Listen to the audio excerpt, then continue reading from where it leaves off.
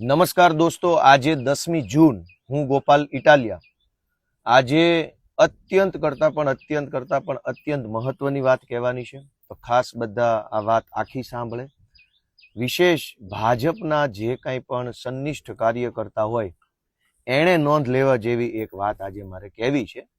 તો મારી વાત શરૂ કરું તે પહેલા હું આ મોબાઈલમાં એક વિડીયો સંભળાવવા માંગુ છું. આ વિડીયોમાં ભાજપના પ્રદેશ પ્રમુખ CR પાટીલ સાહેબ કંઈક બોલી રહ્યા છે અને ત્યારબાદ હું મારી વાત કરીશ. ગઈકાલે ભેસાણમાં ભાજપની એક સભા હતી અને સભા દરમિયાન પાટીલ સાહેબે કંઈક વાત કરી છે, જે વાત આ પ્રમાણેની છે. ગેરમાર્ગે દોરવાનો પ્રયત્ન કરશે. એ ભાઈ જે દિલ્હીથી આવ્યા હતા એ તો અહીંયા ચેલેન્જ આપીને ગયા કે હવે આ ઉમેદવાર છે એને ખરીદી જુઓ. ભારતીય જનતા પાર્ટી ફરીથી વગાડું છું. એ ભાઈ જે દિલ્હીથી આવ્યા હતા એ તો અહીંયા ચેલેન્જ આપીને ગયા કે હવે આ ઉમેદવાર છે એને ખરીદી જુઓ. ભારતીય જનતા પાર્ટીના કાર્યકર્તા આ ચેલેન્જ તમારે ઉપાડવાની છે. બનાસકાંઠાની અંદર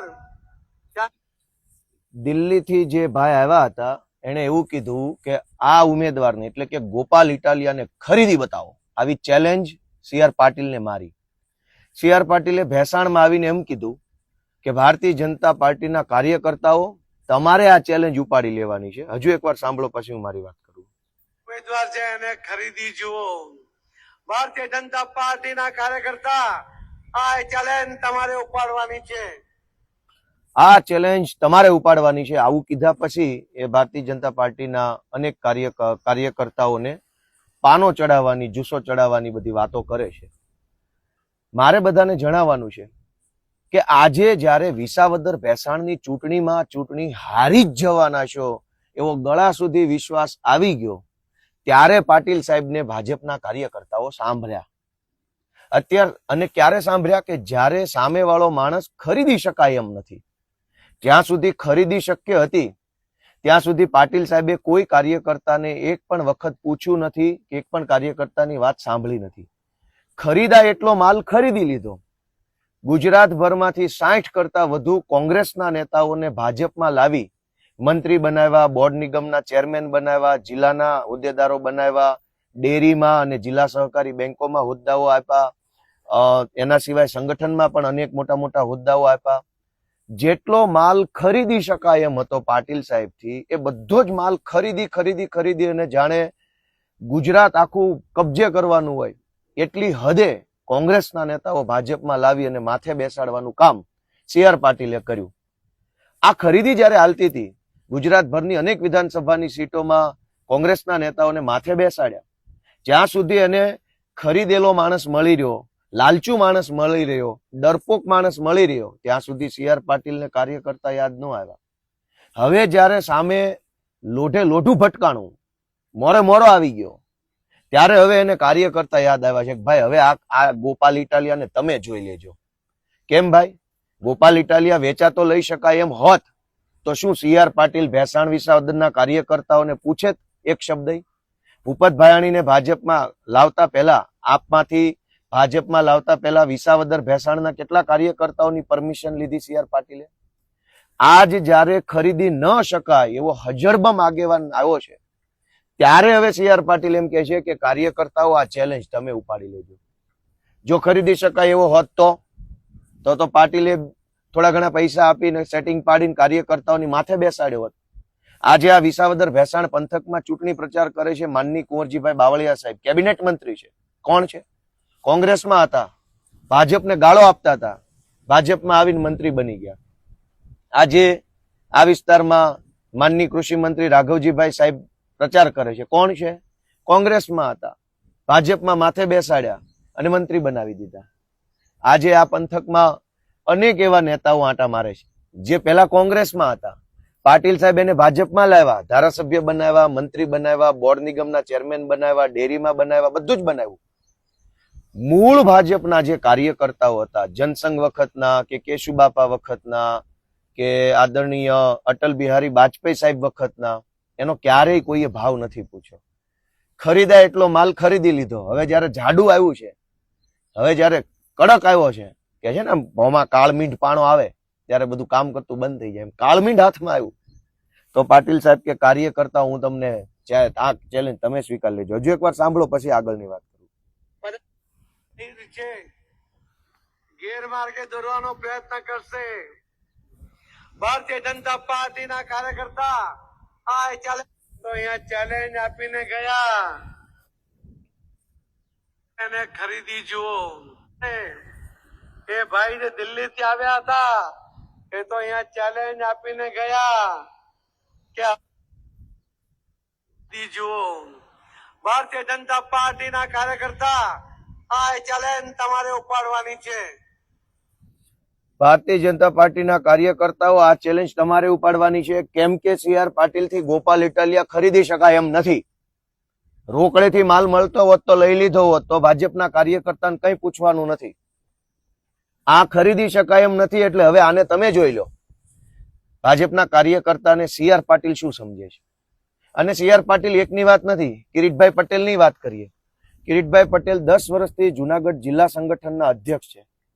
જ્યારે સંગઠનની અંદર હોદ્દા આપવાની વાત આવી તાલુકાઓમાં કે જિલ્લા બોડીમાં, જ્યારે બેંકમાં હોદ્દા આપવાની વાત આવી ત્યારે, જ્યારે APMCમાં હોદ્દા આપવાની વાત આવી ત્યારે, તાલુકા APMC અને તાલુકા સંઘમાં હોદ્દા આપવાની વાત આવી ત્યારે, સાવજ ડેરીમાં હોદ્દા આપવાની વાત આવી ત્યારે, નરસિંહ મહેતા યુનિવર્સિટીમાં પણ નાના મોટા હોદ્દા આપવાની વાત આવી ત્યારે કિરીટભાઈએ કયા ભાજપના સન્નિષ્ઠ, આબરૂદાર, ઈમાનદાર અને વફાદાર નેતાને તક આપી? કિરીટભાઈએ પણ 10 વર્ષમાં માત્ર માથાભારે માણસોને, ગુંડાઓને, પોતાના મળતિયાઓને અને પોતાના પાગિયાઓના હગાઓને જ તક આપી છે. ત્યારે તો જુનાગઢ જિલ્લાનો એકેય સારો કાર્યકર્તા યાદ ન આવ્યો. આજે જ્યારે ખરીદી ન શકાય એવો માણસ સામો આવ્યો તો પાટીલ સાહેબ અને કિરીટભાઈ બંને હવે કાર્યકર્તા ઉપર ઢોળે છે કે ભાઈ તમે આને હાંચવી લેજો. તો અત્યાર સુધી તમે કોઈ કાર્યકર્તાને હાંચવા છે? કિરીટભાઈ 10 વર્ષથી જુનાગઢ જિલ્લા સંગઠનમાં છે. એક સારા માણસને સારા હોદ્દા ઉપર આવવા નથી દીધો. કોઈ સભ્ય માણસ, સારો માણસ, મારી જેવો વિરોધ પક્ષનો વ્યક્તિ હોય એ પણ ટીકા ન કરી શકે, એના ઉપર કોમેન્ટ ન કરી શકે એવો સારો માણસ કિરીટભાઈએ કેમ જુનાગઢમાં કોઈ પેદા ન થવા દીધો? ભાજપમાં રાજકારણમાં ઘણા એવા વ્યક્તિ છે જેના વિશે હું નથી બોલી શકતો કેમ કે એ સજ્જન માણસોની કેટેગરીમાં આવે છે. એના ઉપર ટીકા ટિપ્પણી કરવામાં સારું ન લાગે, આપણું પોતાનું મન ન માને એવા ઘણા માણસો છે. જોકે એ હાંસિયામાં ધકેલાઈ ગયેલા છે, મેઇન સ્ટ્રીમ રાજનીતિમાં ઓછા છે. તો આ 10 વર્ષમાં કિરીટભાઈએ પણ કાર્યકર્તાની સંભાળ નથી લીધી. 10 વર્ષમાં ડેરીનું રાજકારણ હોય, સંઘનું રાજકારણ હોય, યુનિવર્સિટીનું રાજકારણ હોય, સહકારી બેંકનું રાજકારણ હોય, અલગ અલગ તાલુકાના APMC નું રાજકારણ હોય, બધી જ જગ્યાએ ગુંડાઓ, માથાભારે માણસો અને પાગિયાઓને ગોઠવ્યા છે. ત્યારે તો કોઈ સારો કાર્યકર્તા યાદ ન આવ્યો. અત્યારે પણ હું આ વિસ્તારમાં 2 મહિનાથી ફરું છું, મને ભાજપના અનેક સારા કાર્યકર્તા મળ્યા, સારા નેતા મળ્યા, પીઢ માણસો મળ્યા કે જેની સમાજમાં આબરૂ છે. ગામમાં એક વખત કહી દે કે આમ જ મત આપવાનો છે તો આખું ગામ મત આપી દે એવા પીઢ માણસો અહીંયા ઠોકર ખાય છે. હવે જ્યારે ખરીદી નથી શકાતો ગોપાલને એટલે CR પાટીલ એવું કીધું કે ભાઈ તો હવે કાર્યકર્તાઓ તમે આનું જરાક ચેલેન્જ લઈ લેજો. શું કામ કાર્યકર્તા માથે લે? આખા ગુજરાતમાંથી કોંગ્રેસ, ભાજપને ખટારો ગાળું દેતા હતા એવા માણસોને ભાજપમાં લાવીને હોદ્દા આપ્યા ત્યારે તો કોઈ કાર્યકર્તાને પૂછ્યું નહીં. જે આંદોલનો થયા ગુજરાતમાં ભૂતકાળમાં, એ આંદોલનના બધા નેતાઓએ ભાજપને ગાળો દેવામાં કંઈ બાકી નથી રાખ્યું. એ બધા જ લોકોને ભાજપમાં લાવીને હોદ્દા આપ્યા CR પાટીલે. ત્યારે તો કાર્યકર્તાઓને પૂછ્યું નહીં. મતલબ કે મફતનો માલ મળી રહે, પૈસા દેતા માણસ મળી રહે, લાલચુ માણસ મળી રહે, ડરપોક માણસ મળી રહે, સત્તાનો લાલચુ માણસ, હોદ્દાનો લાલચુ માણસ મળી રહે તો CR પાટીલ કોઈ કાર્યકર્તાને એક પ્રશ્ન પૂછવા નથી જતા કે એની પરમિશન લેવા નથી જતા કે હું આંદોલનમાં ફલાણો ભાઈ હતો, આપણને બહુ ગાળો દેતો હતો, હવે એનું ભાજપમાં લઉં કે ન લઉં, એવું પૂછવા કોઈ નથી જતું. ગોપાલ ઇટાલિયો પૈસાથી વેચાતો નથી મળતો એટલે CR પાટીલનું એવું કહેવાનું છે કે ભાઈ તો કાર્યકર્તાઓ આને સંભાળી લેજો. ફરીથી એક વખત સાંભળી લો કે હવે આ ઉમેદવાર છે એને ખરીદી જુઓ. ભારતીય જનતા પાર્ટીના કાર્યકર્તા આ ચેલેન્જ તમારે ઉપાડવાની છે. આ ચેલેન્જ તમારે ઉપાડવાની છે ભાઈ, કેમ કે પાટીલથી હવે કઈ થાય એમ નથી. કાળમીંઢ પાણો આવી ગયો છે. પાટીલના હાથ ટૂંકા પડે છે, પાટીલની સત્તા, પાટીલની પોલીસ, પાટીલનો દંડો, પાટીલનો ડર ટૂંકો પડે છે. હવે ભાઈ કાર્યકર્તા તમે ચેલેન્જ ઉપાડી લેજો. શું કામ એ પાડે? કાયમ ખુરશીઓ ઉપાડવાની, પાથરણા ઉપાડવાના, હવે આવી ચેલેન્જો ઉપાડવાની. અને પાટીલ ને કિરીટભાઈ બે શું કરશે?